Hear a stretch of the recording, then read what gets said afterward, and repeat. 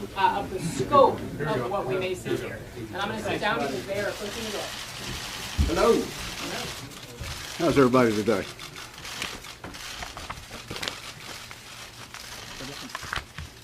Thank you for being here. It's a busy day around the country.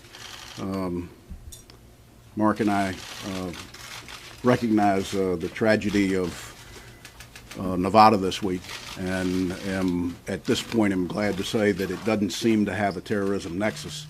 That's not always the outcome, but our hearts and our prayers go out to all the individuals who were affected, both directly and indirectly, and can assure you that from an Intelligence Committee standpoint and the agencies, they're providing as many assets to local law enforcement and to those people that are tasked with investigation of this unbelievable act. So we're here to update you and the American people about the investigation into Russia's meddling in the 2016 election. When we started this investigation on 23 January of this year, we had a very clear focus. We were focused on an evaluation of the ICA, the Intelligence Community Assessment of Russia's involvement in our 2016 election. Additionally, the investigation was to look into any collusion by either campaign during the 2016 elections. The third piece was an assessment of the ongoing Russian active measures, including information and influence campaigns that may still exist and may be ongoing. The investigation started with those three buckets of interest. Now we're over 100 interviews later, which translates to 250 plus hours of interviews, almost 4,000 pages of transcripts, almost 100,000 pages of documents reviewed by our staff and some by members. It includes highly classified intelligence reporting. It includes emails, campaign documents, and technical cyber analysis products. The committee has held 11 open hearings this calendar year that have touched on Russia's interference in U.S. elections. I can say that our dedicated Russia investigative staff have literally worked 6 to 7 hours a day since 23 January to get us to the point we are today. 6 to 7 days a week. 6 to 7 days a week, excuse me. So far, in the interview process, we have interviewed everybody who had a hand or a voice into the creation of the Intelligence Community Assessment. We have spent 9 times the amount of time that the community spent putting the ICDA together, reviewing the ICA, and reviewing all the supporting documents that went in it. But in addition to that, the things that were thrown on the cutting room floor that they might not have found appropriate for the ICA itself. In addition to that, the things that were thrown on the cutting room floor that they might not have found appropriate for the ICA itself, but we may have found of relevance to our investigation. We have interviewed every official of the Obama administration to fully understand what they saw, what clarity and transparency they had into Russia involvement, and more importantly, what they did or did not do and what drove those actions. Again, I'm reminded that we will come out with a finding at some point, and part of that hopefully will be recommendations as to changes we need to make. So we've tried to think as thoroughly through this as we can. We have interviewed literally individuals from around the world. So for those of you that choose to stake out when the next witness is coming, there's some that have snuck through because you don't know who they are. Now, it's safe to say that the inquiry has expanded slightly. Initial interviews and document review generated hundreds of additional requests on our part for information. It identified many leads that expanded our initial inquiry. The volume of work done by the staff has prepared the committee to look at some areas of our investigation that we hope will very soon reach some definite conclusion, but we're not there yet. We're not ready to close them. One of those areas is the ICA itself. Given that we have interviewed everybody who had a hand in the ICA, I think there is general consensus among members and staff that we trust the conclusions of the ICA, but we don't close our consideration of it in the unlikelihood that we find additional information through the completion of our investigation. The Obama administration's response to Russian interference. As I said, we have interviewed every person within the administration. They have volunteered and they have been unbelievably cooperative to come in and share everything they knew, and in most cases were interviewed for over 2 hours. The meeting at the Mayflower.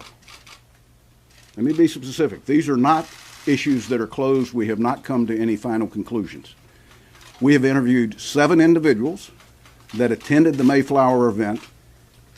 The testimony from all 7 were consistent with each other, but we understand that with the current investigation open, there may be additional information we find that pulling that thread may give us some additional insight that we don't see today. Changes to the platform committee. And again, I'm addressing some things that have been written by you in this room, and they may not have been on our chart, but we felt that we had to dig deeply into them. We have, the committee staff has interviewed every person involved in the drafting of the campaign platform. Campaign staff was attempting to implement what they believed to be guidance, to be a strong ally in Ukraine, but also leave the door open for better relations with Russia. I'm giving you the feedback we got from the individuals who were in the room making the decisions. Again, not closed, open for the continuation. The last one I want to cover is the Comey memos. This topic has been hotly debated, and the committee is satisfied that our involvement with this issue has reached a logical end as it relates to the Russia investigation.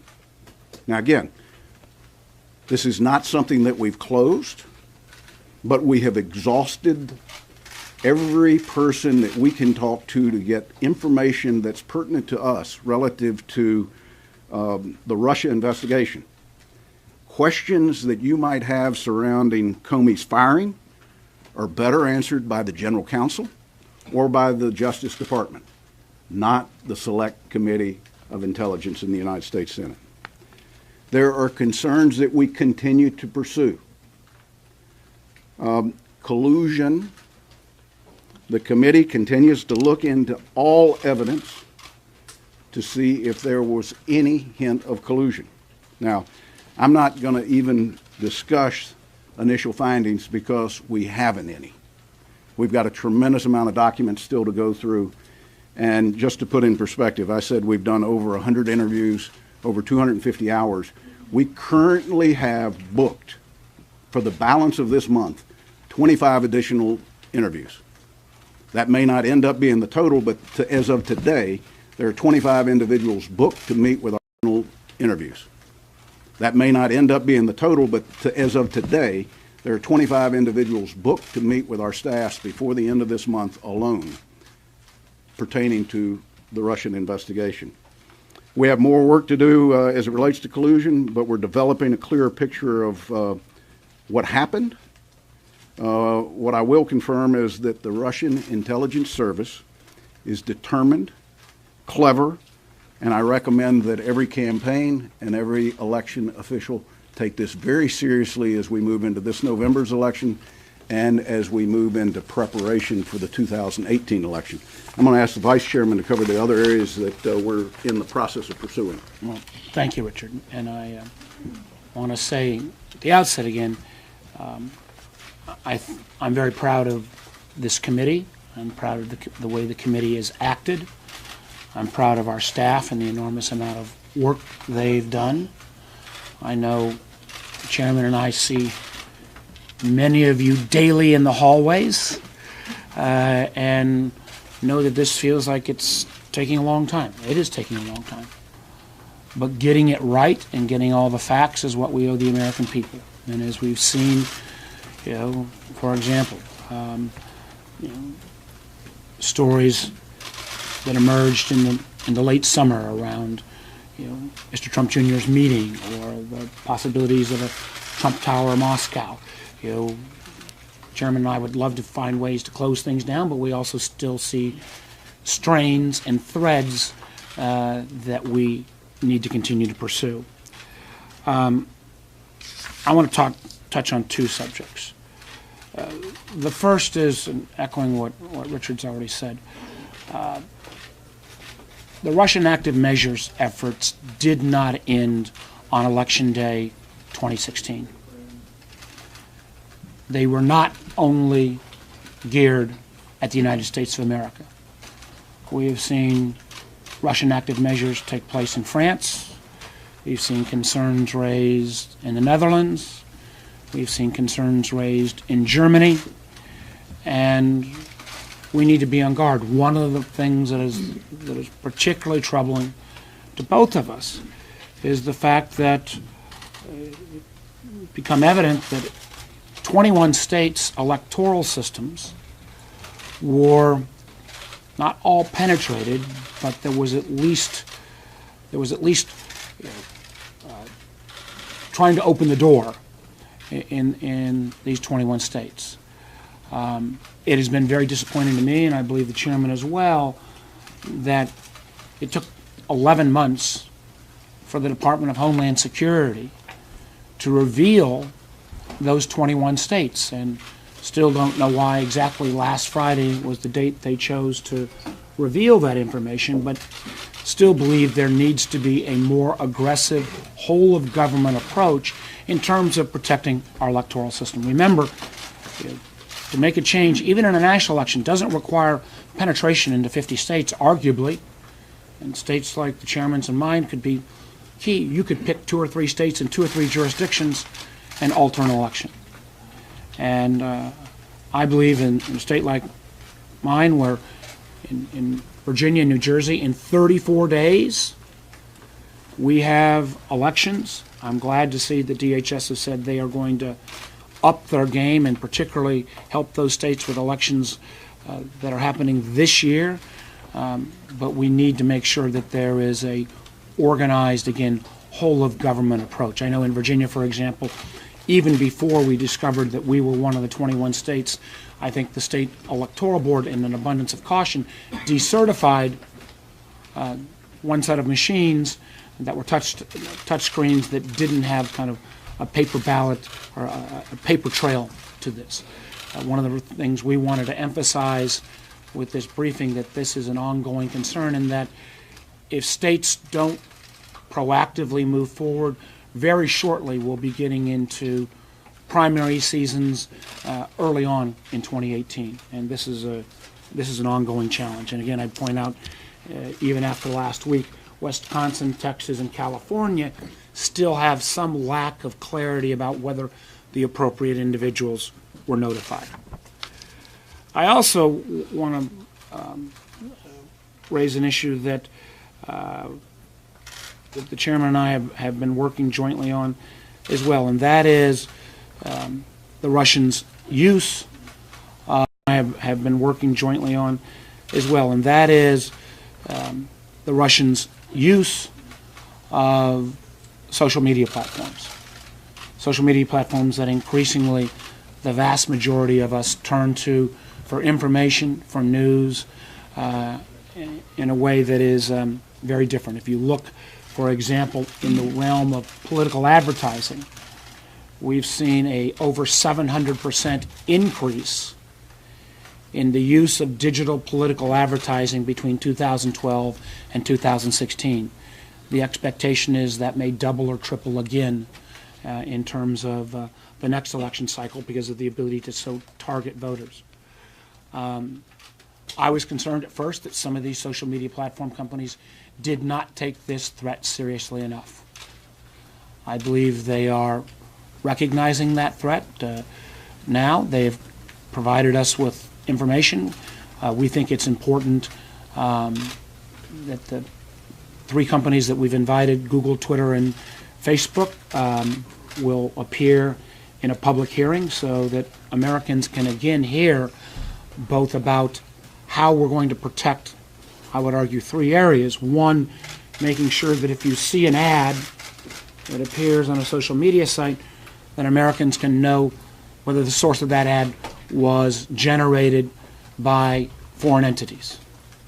Two, to make sure that if you see a story that is trending and becoming more popular, whether that trending is because a series of Americans are liking that story or liking that particular page, or that's generated by real individuals, or whether that's generated by bots, or in some cases it may be falsely identified accounts.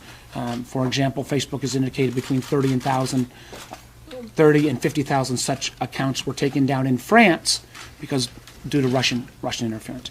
And third, just the notion that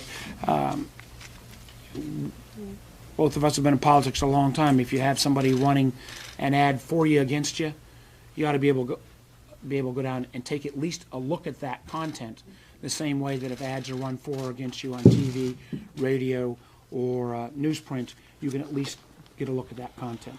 This is an ongoing process, but we're seeing increasing levels of cooperation. And with that, I'll turn it back over to the chairman and be happy to take questions. Let me just say that many of you have asked us, are we going to release the Facebook ads? We don't release documents provided to our committee, period. Let me say it again. The Senate Intelligence Committee does not release documents provided by witnesses, companies, whatever the classification. It's not a practice that we're going to get into. Clearly, if any of the social media platforms would like to do that, we're fine with them doing it, because we've already got scheduled an open hearing because we believe the American people deserve to hear firsthand. And just to remind people, on October the 25th, we will have another open hearing, number 12, with Michael Cohen. On November 1st, we have invited the social media companies that Mark mentioned to be our guest at an open hearing, and we feel confident that they will take us up on it. As it relates to the Steele dossier, unfortunately, the committee has hit a wall. We have on several occasions made attempts to contact Mr. Steele, to meet with Mr. Steele, to include personally the vice chairman and myself as two individuals making that connection. Those offers have gone unaccepted. The committee cannot really decide the credibility of the dossier without understanding things like who paid for it, who are your sources and subsources. We're investigating a very expansive Russian network of interference in U.S. elections. And though we have been incredibly enlightened at our ability to rebuild backwards the Steele dossier up to a certain date, getting past that point has been somewhat impossible. And I say this because I don't think we're going to find any intelligence products that unlock that key to pre-June of 16. My hope is that Mr. Steele will make a decision to meet with either Mark and I or the committee or both. My hope is that Mr. Steele will make a decision to meet with either Mark and I or the committee or both, so that we can hear his side of it, versus for us to depict in our findings what his intent or what his actions were. And I say that to you, but I also say it to Chris Steele. Potential witnesses that we might ask to come in the future. I strongly suggest that you come in and speak with us. If we believe that you have something valuable to bring to the committee, if you don't voluntarily do it, I will assure you today, you will be compelled to do it. I can compel you to come, I can't compel you to talk. But that will be in a very public, done in a very public way if in fact you turn down the private offer. The committee has proven to be balanced, professional, and that we're willing to listen to everybody.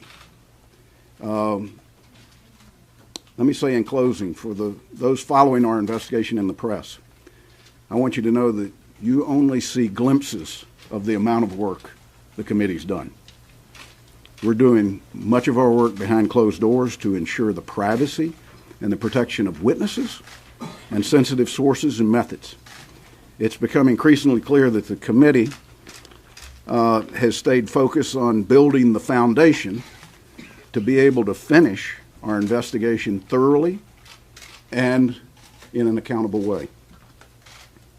I'm confident today that when we started, we chose wisely by choosing our professional staff to do this investigation and not to the talking heads all around the country that suggested we couldn't do this unless we went out and hired a whole new group.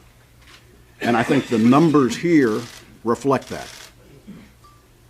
Ultimately, we look forward to completing our work and presenting our findings to the public. I can't set a date as to when that will be. Mark can't set a date as to when that can be.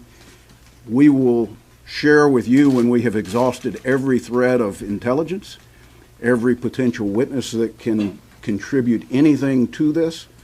I don't, by any stretch of the imagination, tell you that there's been value to everybody we've met with.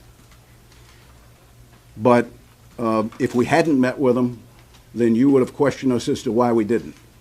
Now, the truth is, nobody in this room, and Mark and I might be included in it, none of us in this room may know everybody we've met with. We're not going to share who we interview. We're not going to share what we ask, and we're certainly not going to share what they tell us. We're not going to share with you the documents that we got, but when you receive 100,000 documents plus, a large group of that coming from the Trump campaign alone, when you look at the country's most sensitive intelligence products, let me assure you, we're going to get the best view of what happened that anybody could possibly get. At the end of this process, we will be sure that we present to the American people our findings as best we have been able to accumulate them. So with that, I'll be happy to open it for questions. Chad? Thank you. Have you seen any evidence of a nexus between these Russian Facebook ads with the Trump campaign or with any political campaign? Chad, we haven't even had our hearing with any of the social media platforms. I think if you look from 10,000 feet, the subject matter of the ads seems to have been to create chaos in every group that they could possibly identify in America.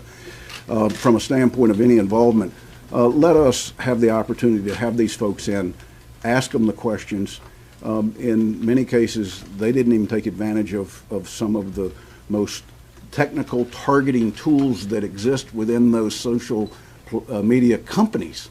So I would defer answering your question until we've completed the investigation. Let me just add that, I believe, and I think you will see that there will be more forensics done by these companies. Again, when we just look at scale, France versus the United States, for example, on one of the platforms, Facebook, in terms of what happened, I think they've got some more work to do, and I'm pleased to say I think they are out doing that work now. Senator, the president has said repeatedly that any talk of collusion is a hoax. I mean, you've gone through all these documents, you've interviewed all these people. At this point, is the president right? Is this a hoax? I'm going to let you guys quote the president and ask him questions about what he says. It's not going to be the committee. Is the president right? Is this a hoax? I'm going to let you guys quote the president and ask him questions about what he says. It's not going to be the committee. We're going through a very Do you have difficult any process. evidence to suggest, to rule out that the president knew anything about any of these contacts that occurred between any of his associates and the Russians? Let me go back and say, because I thought I was pretty clear, that the issue of collusion is still open, that we continue to investigate both intelligence and witnesses, and that we're not in a position where we will come to any type of temporary finding on that until we've completed the process. Casey? You say that the issue of collusion is still open. Are you pursuing the question of whether there's a link between the ads that appeared on social media sites and the Trump campaign? Well, let me just say that I'll let Mark address it if he'd like to. If there was any connection, that would be pertinent to our investigation of Russia's influence in the elections. We have had incredible access and cooperation by those social media companies that have been in. Some of them have been interviewed twice. At the end of the day, we'll be prepared to ask the right questions that may answer some of your questions at that open hearing. But we also have to get, Question back. we have to get the universe first. I was concerned on the front end that the first pass was not a thorough enough pass. For example, I cited the fact that one entity, that the only ads that were produced were those that were paid for in rubles. Obviously, there are various forms of payment. So I think the companies are increasingly understanding that their actions need to match their public statements, that they realize how important it is to maintain the integrity of our democratic process. Would you call on Facebook to release those ads? I think at the end of the day, it's important that the public sees these ads. Chairman Burke, 2 questions. You talked about the level of cooperation that you've gotten from Obama administration officials. Can you characterize the level of cooperation and candor you've seen from Trump campaign officials and those in the Trump orbit? I can't think of a Trump campaign official that we have asked to come in that has not come in. That's pretty accurate. There's some individuals that may have been involved in the Trump campaign that to this point we might have limited the scope of our questions, but with the full intent of them coming back when we knew a little bit more and had pulled a few more intelligence threads. And so far, when you compare what they've said to you to the documents that you've reviewed, do you find that they've been truthful by and large? I don't think that, I think our interviews to this point, outside of the 5 specific areas of buckets that we knew exactly what the universe of people we wanted to talk to, we knew what we were trying to find out, that we're very much in an exploratory mode trying to piece together what people did, where they were, who they talked to. In most cases, we have accessed email records, text messages, phone records voluntarily. Usually when you get something like that voluntarily, somebody's probably going to tell you the truth when they answer the questions. But the reason that we can't definitively answer some of your questions today is we will take everything that our staff has put into transcripts, and we will test that against every piece of intelligence and other interviews that we've done. To suggest that we've done that to everybody thoroughly would be misleading you. So let us go through that process. But I will assure you that if somebody has come in and not been truthful with us, we will catch them on that, and they will come back, and that will be the subject of great intent to be unearthed. Senator, questions for both of you. Based on the work done so far, what's your assessment of what the Russians did do in 2016, what they're doing now, and what portends for the future? I would just say, I think there is a large consensus that they hacked into political files, released those files in an effort to influence the election. We think they actively tried to at least test the vulnerabilities of 21 states' electoral systems. And we feel that they used the social media firms' both electoral systems. And we feel that they used the social media firms both in terms of paid advertising and what I believe is more problematic, but created false accounts and others that would drive interest towards stories or groups. And generally those stories or groups were to sow chaos and drive division in our country. And I think that the pattern that they used in America, they have used in other nations around the world. And I fear sometimes if you add up all they've spent, that was a decent rate of return for them, unfortunately. Let me add to it if I can. We can certifiably say that no vote totals were affected, that the tallies are accurate, the outcome of the election based upon the count of votes They did not, in any way, shape, or form that we've been able to find, alter that. I want to reiterate something that Mark said.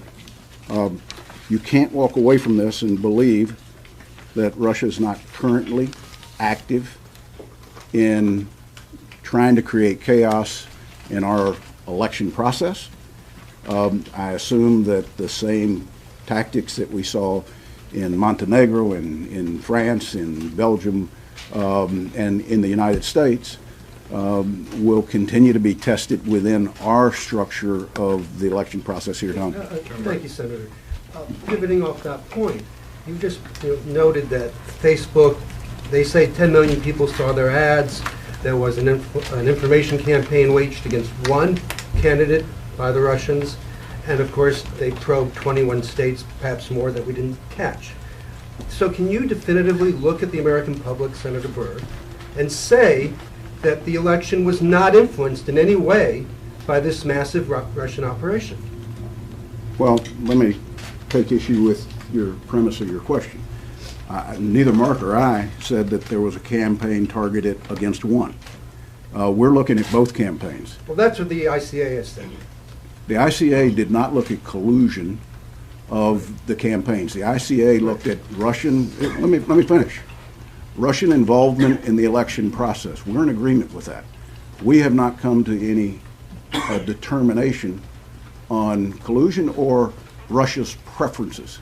If we used solely the social media advertising that we have seen, there's no way that you can look at that and say that that was to help the right side of the ideological chart and not the left, or vice versa. They were indiscriminate. One of the things that's most challenging to this investigation is, with the exception of certain pieces that have already been discussed, it seems that the overall theme of the Russian involvement in the U.S. elections was to create chaos at every level. And I would tell you the fact that we're sitting here 9 months later investigating it, they have been pretty darn successful. Chairman Burr, how would you rate the administration and the country's response to this in terms of preventing something like this from happening in the future? And how ready are we for Virginia's election and 2018? What more needs to be done? I'll let Mark address Virginia. But let me just say this. Our role is not to necessarily suggest here are the things we need to do. Our investigation should create a roadmap for committees of the proper jurisdiction to follow, for states to follow. Mark and I made a decision to take the initiative in our authorization bill that we require in our authorization bill that there be a designated person in every state who has a security clearance to be briefed on election issues. We couldn't say Secretary of State because that's not the case in every state, but we felt compelled with what we had learned to make sure that just the fact that somebody wasn't cleared at a high enough level would put a state out there not being notified. So we've made some steps in the right direction. As we see those things that we think it's appropriate for us to do, we will do them. If we see that it's not appropriate for us to do, we will hopefully convey that in a way that presents a roadmap for somebody. Are you satisfied with the administration as paying a close enough level of attention to this that they're appropriately concerned? And I appreciate what you just said. I think you're putting this impetus in our intel bill. I mean, it seemed very strange to me that somehow there was an excuse being given, we can't tell the top election official because he or she may not have a high enough clearance. Being given, we can't tell the top election official because he or she may not have a high enough clearance. I'm glad to see, as of last Friday, DHS has changed that position. But I do believe we need more, and this is, I would say that whether it's this administration or any administration, a whole of government approach about protecting our electoral system, but we need a whole of government approach for that matter, maybe a whole of society approach in terms of our cyber vulnerabilities across the board. Came from a hearing this morning where there was pretty uniform consensus that the Equifax breach, where most of our private personal financial information may be in the hands now of rogue elements, that there wasn't appropriate cyber protections there. So this is that this is why I characterize some of this as wild, wild west, this whole realm in cyber. We all need to step up our game. Senator, has the Russian lawyer who I'm met gonna go with right Donald here. Trump, has she Thank you, I'm gonna go come right before here. you? Do you think that this report needs to be done, your conclusion needs to happen before the 2018 election in order to warn people about what can happen next? And where do you think the most work needs to be done? I'm not moving going to set forward? an artificial deadline, but I think Mark and I would agree. We've got to make our facts as it relates to Russia's involvement in our election public prior to the primaries getting started in 2018, which means sometime the first year. It's still my aspirational goal to finish the entire investigation this calendar year. Don't think I've changed. But when we started 9 months ago, I saw 3 buckets, and today I talked about 5 or 6. So I didn't dream then what would expand to. I can't predict what witnesses are going to share with us that might lead us in a different direction. And one of the things that, again, I think the committee has been very good at is, we're going to follow the facts. And we want to do it as quickly as possible, but we want to do it right and follow the facts. Is the Russian attorney going to come through? The Russian attorney met with Donald Trump Jr. She's offered to come in open committee. Have you reached out to her? Is she one of the 25 on your list? How do you know we haven't already I interviewed? didn't say you did. I'm asking. Thank you. Hi, this is a question for both of you. Is there any progress forward on creating legislation that would create new rules for regulating how political advertising works in these platforms that Republicans have discussed with Democrats? I know that you and Senator Klobuchar are working on Yeah, that. Senator Klobuchar and I are working on something, and that would, I believe, be the lightest touch possible. And that light touch would focus on making sure that foreign paid-for advertising doesn't penetrate our political system, and that there was an ability to at least look at the content that appears in political campaigns the same way that, similar to the rules that the rest of media already have. I want to make sure we get, and we're hoping to finish that draft in the coming days. And I can assure you that one of the first people I want to share that with is my chairman, because this ought to be an area where I think there would be broad bipartisan consensus. My hope, at least from some of the comments of some of the companies, I've heard at least comments that they are open to this type of disclosure. Let me just state fact today. It is illegal today for foreign money to find its way into U.S. elections. So it's not like we've got to rewrite some laws. Yeah. Yes, I just want to get clarification on this. So far you have not been able to verify the intelligence community's assessment that Russia was weighing in on the side of Donald Trump? We feel very confident that the ICA's accuracy is going to be supported by our committee. We're not willing to close the issue, given the nature of the rest of the investigation, that we might get a thread of intelligence that suggests possibly an area of the ICA that our interpretation is different. So we're leaving it open. It's not closed, and I think any smart investigation would stay open until we've completed. And that's, again, let me just add, Yeah. that's one of the things we're trying to be very careful here is, as Richard mentioned, some of these meetings where we've talked to most folks. We also know, this has to be talked through with all of the balance of the committee members. We're being, I think, extra cautious here, saying we're not reaching final conclusions until we've had those conversations with all. We're being, I think, extra cautious here, saying we're not reaching final conclusions until we've had those conversations with all the.